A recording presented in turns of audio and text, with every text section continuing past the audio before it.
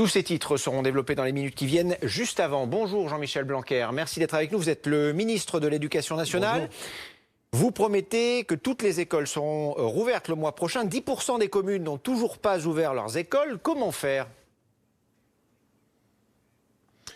Bien, nous allons continuer le travail de conviction que nous avons fait tout au long du mois de mai. Souvenez-vous qu'au début du mois de mai, il y avait beaucoup qui étaient pessimistes sur ce sujet, qui disaient que la majorité des communes ne voudraient pas ouvrir. On est arrivé maintenant à dépasser le chiffre de 90%. Pour la plupart des communes restantes, c'est parce qu'elles ont des difficultés de mise en œuvre du protocole sanitaire, donc on va les aider. Et puis pour d'autres, on va peut-être les obliger, puisque sinon c'est vraiment des dégâts sociaux très importants qui sont faits, c'est au détriment des élèves, et donc nous les obligerons si nécessaire. Vous parlez du protocole sanitaire. Comment accueillir plus d'enfants dans les écoles en toute sécurité? Est-ce qu'il va falloir l'assouplir, ce protocole sanitaire ?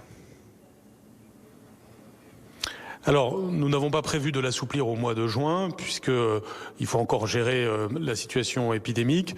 Nous allons travailler pour d'éventuels assouplissements pour la rentrée de septembre. Donc, au mois de juin, on doit encore travailler avec cette contrainte, et c'est ce qui fait que nous ne pouvons pas accueillir tous les élèves tout le temps au même moment. Ce que nous faisons, c'est qu'en même temps, nous développons des dispositifs comme celui que nous appelons 2S, 2C, c'est-à-dire sport, santé, civisme, qui est un dispositif qui permet d'avoir des activités culturelles et des activités sportives pour les enfants par petits groupes de 15 en plus du temps scolaire. Donc un élève dans la situation la meilleure se trouve à certains moments dans un groupe de 15 en train de travailler en classe, et puis à d'autres moments dans ce dispositif permettant d'aller au musée, de faire de la musique, de faire du sport, en respectant le protocole sanitaire. C'est ce schéma-là que nous voulons consolider au mois de juin. La situation, elle est évidemment imparfaite, je suis le premier à le reconnaître, mais rappelons-nous qu'il y a 3 semaines, nous étions en situation zéro, et que certains me reprochaient de vouloir rouvrir les écoles. Donc maintenant, on me reproche plutôt que ça n'aille pas assez vite et assez loin, mais nous avançons, parce que mon but, c'est que tout élève puisse retrouver le chemin de l'école, même partiellement, mais en tout cas le chemin de l'école, parce que l'école, c'est évidemment fondamental pour tous les enfants. Monsieur le ministre, à Paris, la situation est parfois un peu plus compliquée qu'ailleurs. Moins d'enfants de retour dans les salles de classe. Vous l'expliquez comment ? Je pense qu'il y a eu une série d'abord de contraintes propres à Paris, parce que souvent les écoles sont de petite taille, donc ça rend les choses difficiles. On a essayé de faire tout un travail avec la mairie. Je pense que la mairie de Paris a une vision parfois trop restrictive. Par exemple, nous avions défini des groupes de 15 et j'ai vu que parfois ils avaient voulu des groupes de 10, ou même à la maternelle on avait défini 10 et ils ont dit 5. Donc maintenant je pense qu'il faut qu'on passe à une nouvelle phase à Paris.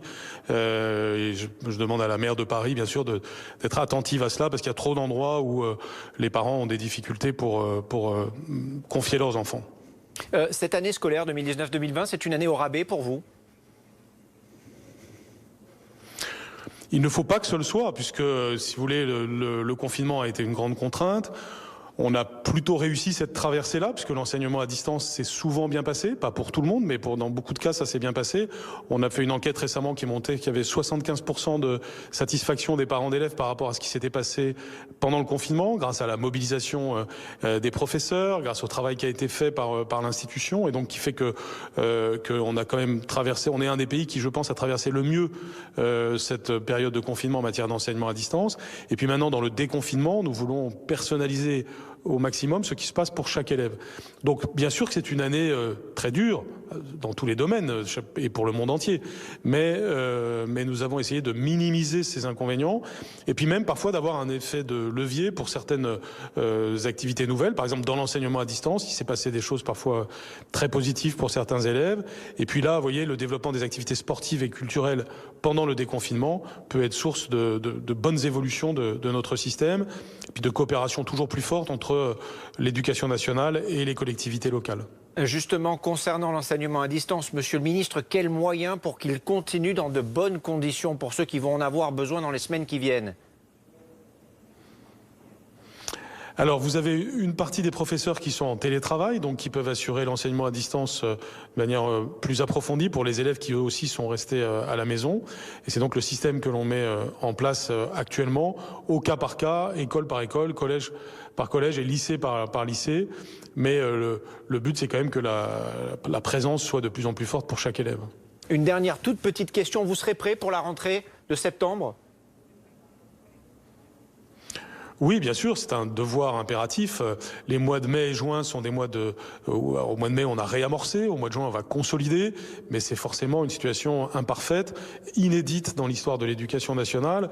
Et donc, c'est un véritable défi que de réamorcer les choses. Mais c'était indispensable de le faire parce que je n'imaginais pas que les élèves puissent être sans école de mars à septembre. Par contre, septembre doit être le plus normal possible.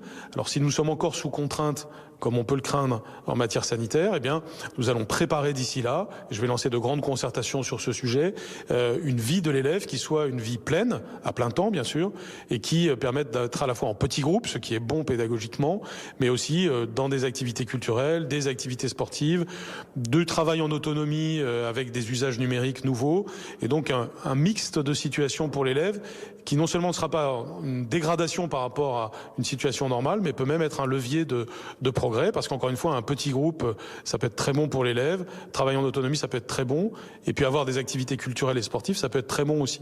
Donc c'est cette perspective que nous dessinons, nous allons le faire avec tous les représentants des élèves, des professeurs, des parents d'élèves, de la société française, des élus, pour arriver finalement à faire franchir ce nouveau défi au système scolaire français. C'est possible, et c'est ce à quoi nous travaillons.